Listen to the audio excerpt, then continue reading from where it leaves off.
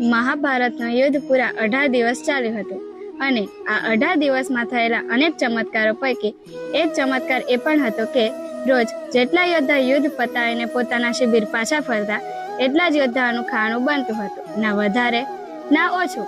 કેવી રીતે? મહાભારતનું યુદ્ધ ચાલુ થયું એ પહેલા અનેક રાજ્યોના રાજાઓને પૂછવામાં આવ્યું હતું કે તમે કોના પક્ષથી યુદ્ધ લડશો, કૌરવ પક્ષથી કે પાંડવ પક્ષથી? ત્યારે ઉડુપીના રાજાએ નિર્ણય લીધો હતો કે તે કોઈના પણ પક્ષથી યુદ્ધ નહીં લડે.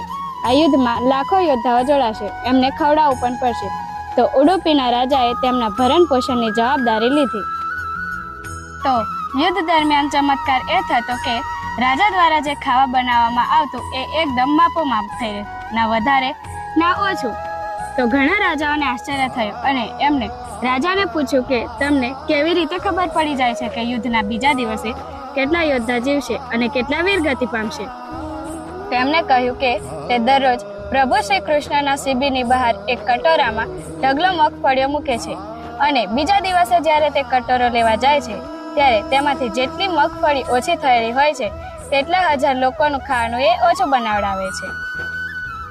અર્થાત પ્રભુ શ્રી કૃષ્ણએ જેટલી મગફળી ખાધી હોય છે બીજા દિવસે એટલા 1000 યોદ્ધાઓ વીરગતિ પામે છે. આથી જ ના તો મારા દ્વારા બનાવેલું ખાવાનું વધે છે ના ઘટે છે ને અખિલ બ્રહ્માંડના સર્જકની આ એક લીલા. જય શ્રી કૃષ્ણ.